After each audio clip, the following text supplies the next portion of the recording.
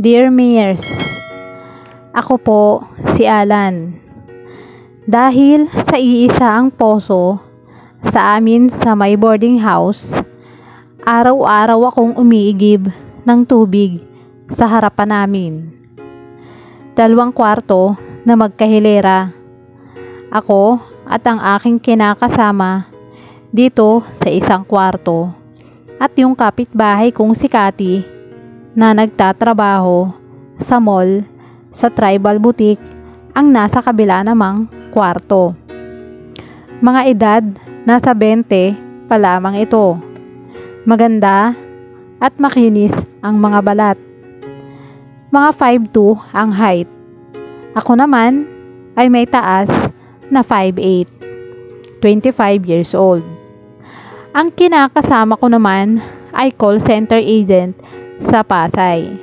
Wala pang 1 taon ang aming pagsasama at wala pa kaming anak. Palaging wala sa bahay ang aking kinakasama dahil sa schedule nito sa kanyang trabaho. Isang umaga, "Oh, Cathy, naglalaba ka na naman. Bakit hindi ka na lang magpa-laundry dyan sa labasan natin?" Ang sabi ko sa kanya. Matagal-tagal na din kaming magkapit-bahay ni Cathy at pag nasa labas ay nagkakausap naman kami. "Mamaya niyan, masugatan pa mga palad mo." Biro ko pa sa kanya. "Mas okay na to. Sayang din ang pera. Pandagdag upa din dito sa bahay." Oo nga, sa bagay. Tama ka naman dyan. Tsaka, wala naman akong gagawin kasi day off ko ngayon. Ang sabi ni Cathy habang isinasampay ang kulay itim nitong underwear na style tibak. Biglang uminit ang aking katawan sa nakita kong underwear ni Cathy. Nagsusuot pala ito ng ganon. Siguro, napakahat ni Cathy tuwing suot iyon. Yon ang naglalaro sa aking isipan. Hindi niya namalayan na tapos na ito sa pagsasampay ng mga damit ni Labhan at pumasok na sa kwarto niya. Ay, bibili nga pala ako ng tanghalian. Napakamot na lamang ako sa aking ulo. Nagluto ako ng sinigang na baboy para hanggang gabi na. Mga 9 PM pa naman ang darating ang partner ko. Pagkaluto ko nga ay bumawas ako ng 1 mangkok para ibigay kay Cathy. Kumatok ako sa pintuan. Agad namang bumukas ang pinto. "Oh, Alan. Eto pala Cathy. Sinigang na baboy. Naparami ulit ng luto ko eh. Kaya heto, bigyan kita ulit." "Baka naman mamihasa ako niyan." Nakangiting sabi ni Cathy sa akin. Ganon ako sa kanya kada may mga niluluto ako. Binibigyan ko siya. Wow, amoy pa lang masarap na. Wait lang isalin ko lang to saglit." Naghintay nga ako sa may pintuan. Naalala ko na naman ang tibak na itim na sumasabay sa hangin habang nakahangar ito sa labas. "Eto na Alan, salamat ulit ha." "Walang anuman Cathy, basta ikaw." Bumalik na ako sa kwarto namin. Pagkakain ko ay nahiga muna ako. Ginugulo talaga ng tibak na yun ang utak ko. Sabi niya sa kanyang isip kung ano-ano ang na-imagine niya kay Cathy. Maya-maya ay may kumatok. Alan, pwede bang magpatulong?" Agad kong binuksan ang pinto. Nasira kasi yung gripo sa CR habang naliligo ako.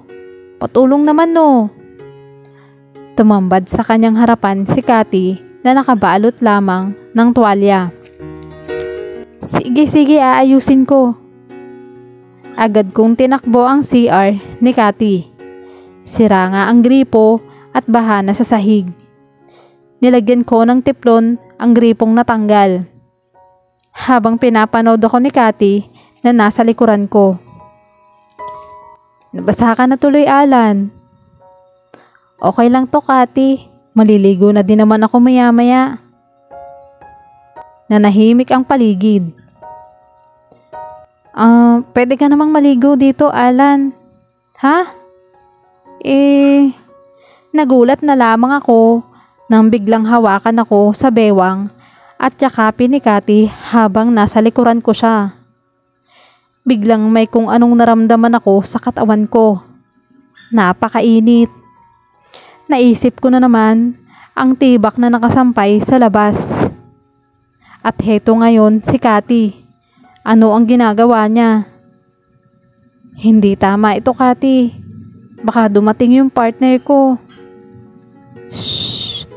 Bibilisan lang naman natin, Alan. Sabik na sabik ang tinig ni Cathy. Dahil nga sa sinabing iyon ni Cathy, ay agad ko siyang sinunggaban.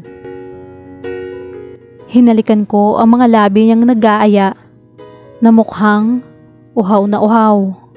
Kusa nitong tinanggal ang tuwalyang nakasagabal sa kanyang katawan. Agad kong nakita ang harap niya. At ang suot nito sa ibaba, kulay pula naman gaya ng nakasampay sa labas. Sinubsob ko ang 2 bundok sa harapan ko. Mabilis at hingal na hingal kaming dalawa nang matapos sa loob ng CR ni Cathy. Panandali ang ligaya at isang kasalanan ang binigay ni Cathy sa akin. Hindi ko akalain na may gusto din pala ito sa akin. Ngunit, sino ba naman ako? Lalaki lang ako. Hindi ko na natanggihan ang tuksong nasa harapan ko. Ngunit sa kabila ng isip ko, konsensya sa partner ko.